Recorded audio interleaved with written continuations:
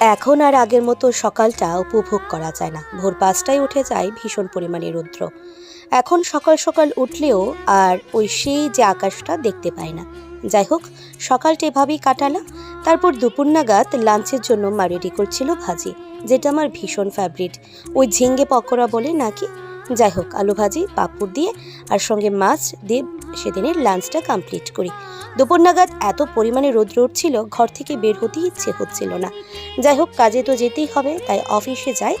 Office থেকে বাড়ি আসার পর রৌদ্র আর গরম মিলিয়ে শরীরটা একটু খারাপ করে নেয়।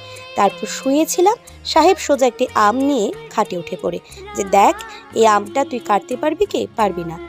ও তো ওর কথা বলছিল, তারপর আমাকেও বলছিল খাওয়ার জন্য। আমিও এক পিস সেখান থেকে খেয়ে নিই। আমটা ছিল বেশ মিষ্টি। আচ্ছা, সেদিন ছিল অম্বুবাচীর প্রথম দিন, মানে সেদিন সন্ধ্যার পর সেই তিথিটা লেগেছিল। তারপর পুরাতন নিয়ম নীতি মেনে সেই তিথি লাগার পর মা আমার দুধ দিয়ে ঠাকুরের কাছে পূজা দেয়, আর সেই প্রসাদটা আমরা প্রত্যেকেই গ্রহণ করি। কথা বলতে বলতে বাড়িতে এসে হাজির হয় দিব্যর মা, আমার বৌমনি, দিদুন, কাকিমুনি আর কাকা। এবার সকলে মিলে যখন পাঁপড় ভাজি খাচ্ছিলাম, তখন দিব্য নাকি বড় প্লেটে করেও খাবে। এবার ওকে যখন ছোট ছোট পিস করে দেওয়া হয়েছিল, ও সেটাতে ধরবে না, বড়দেরটাতেই ও ধরবে। আচ্ছা, সব বাচ্চারাই কি এরকম হয়? জানিও তো।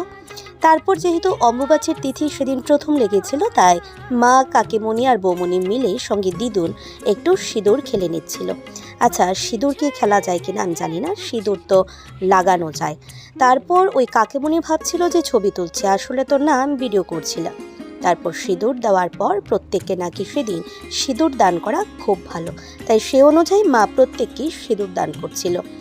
তারপর সেই তিথির নিয়ম নীতি মেনে সমস্ত কিছু কমপ্লিট হয়, আর সেদিনের দিনটা বেশ ভালোভাবেই কাটায়। চারজনে ছবি তুলে নিল। তারপর দিব্য বসে গেল ওর ঠাম্মির সঙ্গে নেল পলিশ পরার জন্য, যেটা নিজে তো পরছিল, সঙ্গে ঠাম্মিকেও পরিয়ে দিচ্ছিল। বেশ ভালো মুহূর্ত কাটালাম সেদিন।